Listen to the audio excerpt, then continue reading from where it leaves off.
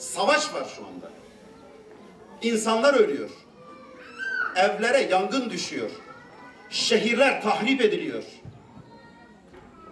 Kendi memleketlerinde asil insanlar dilenci duruma düşürülüyor. Asil insan kendi memleketinde dilenci duruma düşürülüyor. Neredeyse Suriye'yi aratmayacak manzaralar. Başını sokacak bir ev dahi bulamıyor. Akrabasının evine bir sığıntı gibi yerleşiyor. Bütün bunların hepsinin farkındayız. Peki çözüm var mı? Yok. İşte biz Hüdapar olarak bekledik kardeşim. Bu işi çözebileceklerine inandığımız insanları da destekledik. Ama bizim siyasetten beklentilerimiz yerine gelmedi. Bu sorun hala devam ediyor. Bir sistem, bir devlet kuruldu, adına Cumhuriyet denildi. Bu sistem dediler ki şu ana kadarki yanlıştı. Biz bir ulus inşa edeceğiz. Yeni bir millet, yeni bir devlet. İki özelliği olacak. Nedir bu? Bir laikçilik, iki Türkçülük.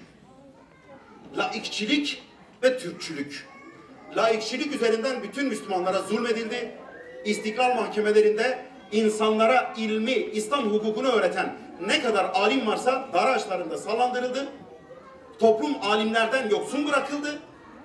İnsanlar cahil olmaya başladılar. Türkçülük üzerinden ise Türk olmayan bütün Müslümanlar hedef tahtasına oturtuldu. Dilleri yasaklandı, kültürleri yok sayıldı. Bir insanın dilini yasaklamak, onun kendisini yasaklamaktır. İşte bu yanlışlar yapıldı.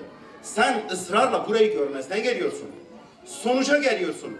Peki bu yasaklamaların sonucunda ne oluştu? İşte PKK örgütü oluştu. Sen oluşturdun. Bu yasakları koyan sensin. Önce kendi gömleğinin düğmesini bir ilikle bakalım. Abi görüyorsun memlekette güzellikler var. Kürtçe kursları açılmış. Hani din diyorsun. Kur'an kurslarının önü açılıyor. Tesettürün önü açılıyor. Eyvallah.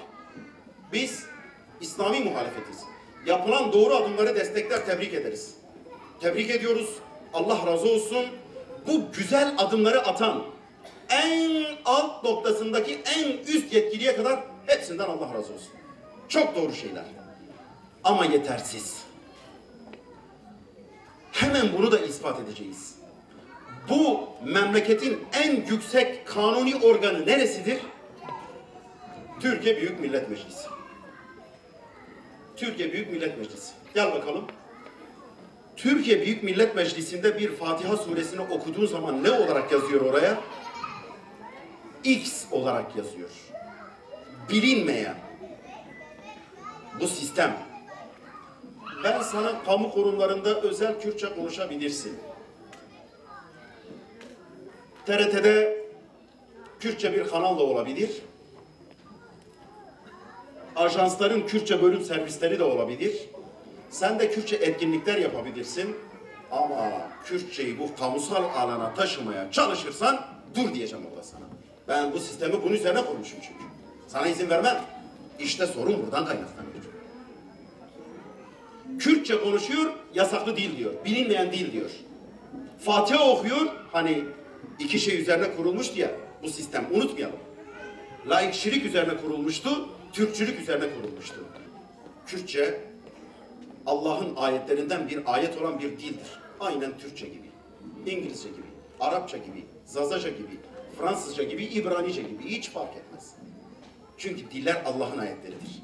Rum suresinin 22. ayet kerimesinde Allah-u Teala dil benim ayetimdir diyor. O zaman bu dil Allah'ın bir ayeti ise bu dil her alanda kullanılsın. Açın, önünü açın. Şu gömleğin ilk düğmesini bir doğru ilikle bakalım. Evet. Sayın Cumhurbaşkanı ya da Sayın Başbakan çıkıp demeli. Kürtçe ana dilde eğitim görmek Kürt kardeşlerimin temel hakkıdır. Şu ana kadar bu hak verilmedi. Bu bir yanlıştır. Bu memlekette kaosun, anarşinin, cerbezenin, çatışmanın ortadan kalkması için bu kardeşlerimin bu hakkını el-an iade edeceğiz. Ama bu bir süreç işidir. Önce Kürtçe bilen öğretmenleri yetiştireceğiz. Derslikler kuracağız. Okul bazlı çalışacağız.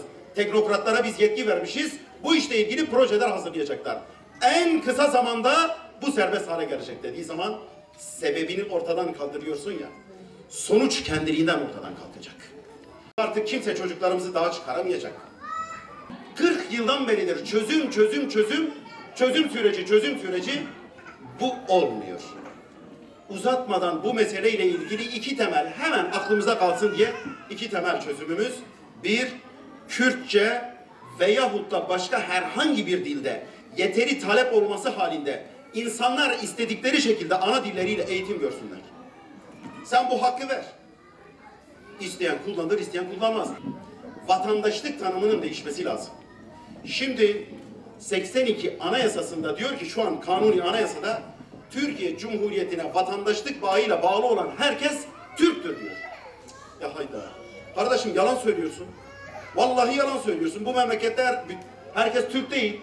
Bu memlekette Kürt var, Arap var, Laz var, Çerkez var.